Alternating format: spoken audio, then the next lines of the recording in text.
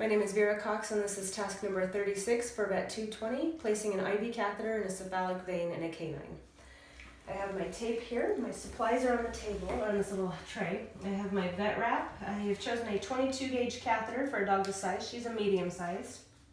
I have my sterile gauze. As you can see, it's been autoclaved.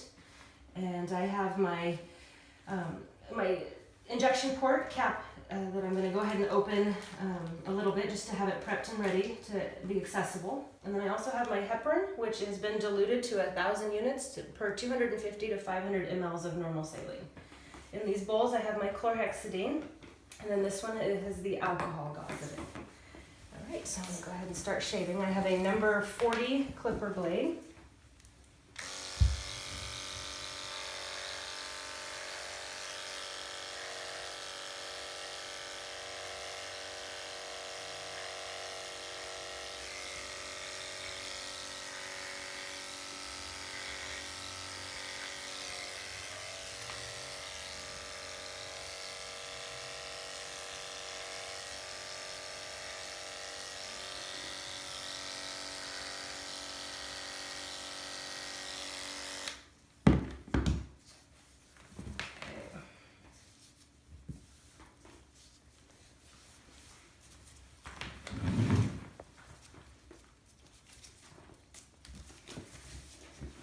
So I'm going to start with my chlorhexidine scrub, and I'm going to do a target motion, and I want to make sure not to touch the outside perimeter of the hair.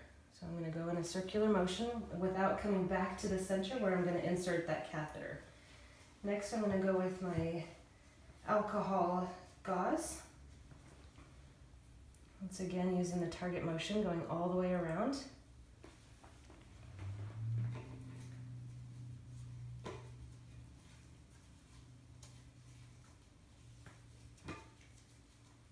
Okay, this one's the chlorhexidine.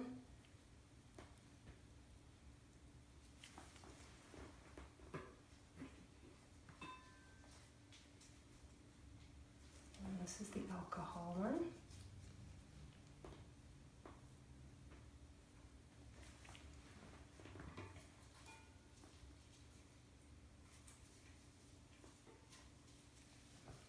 Chlorhexidine.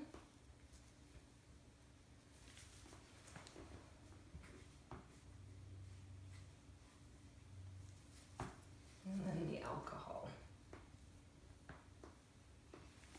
Okay. Next I'm going to go ahead and flush my catheter with the heparinized saline to prevent any clotting. I'm going to keep it sterile so it's in the package. I can see that it's been flushed. And then I'm going to open my sterile gauze.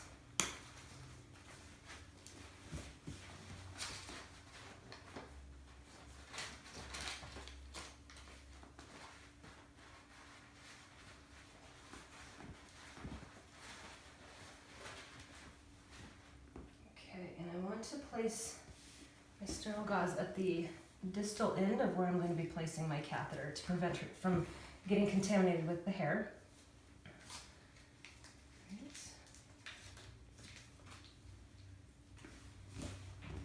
And just one last time, I want to flush my catheter.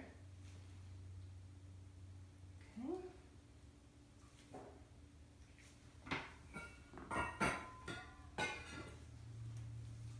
Alright, so now I'm ready to place my catheter. Go ahead and occlude the vein. Without touching where I'm actually inserting the catheter, I've got my thumb placed next to it so that it positions it and holds it in place. And I'm going to enter my catheter bevel up.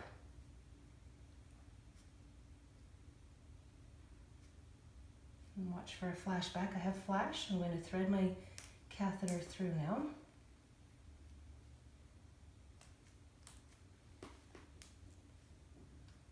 Okay, go ahead and release. Now I'm going to place my cap.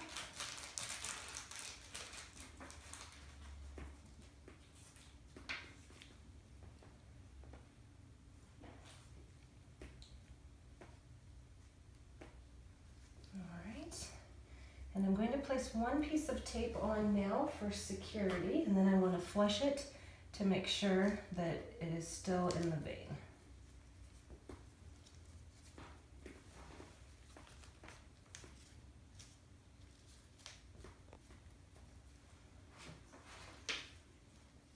And when I do that, I want to feel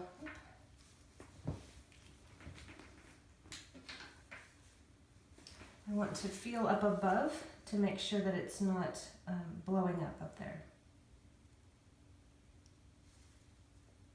I'm also watching. Okay, I'm flushing with at least 2 mL of the heparinized saline.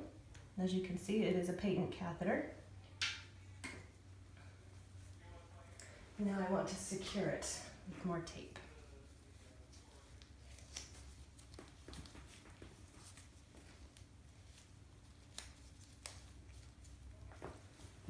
I can remove my gauze now.